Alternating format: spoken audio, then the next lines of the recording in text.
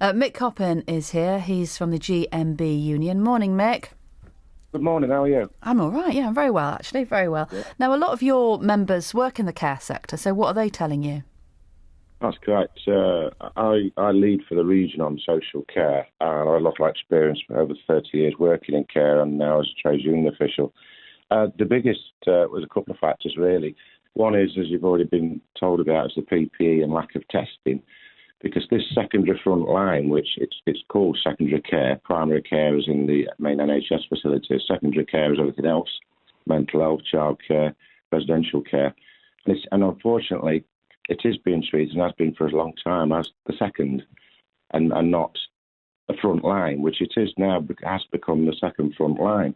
The lack of PPE and lack of testing is why we're now experiencing what we're experiencing in some of the care homes, this outbreak, which is uncontrollable in certain areas. They don't have the facilities and the makeup to be able to adequately barrier nurse and protect the residents and the staff.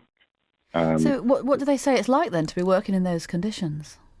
Well, for the first time ever, we have had people leave the industry, and lots more staff are now really considering their position. As you've heard about, the Royal College of Nursing are advising their nurses for the first time in their history they are allowed to refuse to work.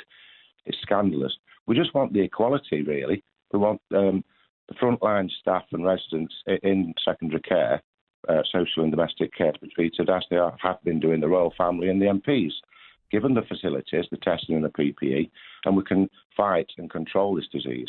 Without it, there is no chance. It will just run and run and run. And there is this announcement, which should help, shouldn't it, from the government today, that they are going to test care workers and residents of care homes who are showing symptoms. What do you think to that? I think that'd be wonderful if it's enacted, but as we're seeing in NHS and everywhere else, the words are fine, and I'm sorry for being so cynical, but it's got us down so much, and even more so the frontline workers in care, that the words are there, the money's there, but the goods aren't. And so the staff are having to attend work. And let's remember, secondary care, social domestic care, is primarily private, not funded adequately like NHS is. So we're providing support, as we should, for workers and businesses. But for all the private sector, it's left to its own devices. And let's be frank, it needs to make money, otherwise it's bust. And so this is always a concern and an attitude from some areas where they're not providing the adequate care or can't get it. And so, as rightly so, we need to provide these beds in the secondary care to discharge from NHS beds. But we don't have the facilities to fight it with, and the staff of themselves have vulnerable people at home. They're taking this terrible situation, this disease home with them. They're spreading it amongst the care homes, working from home to home.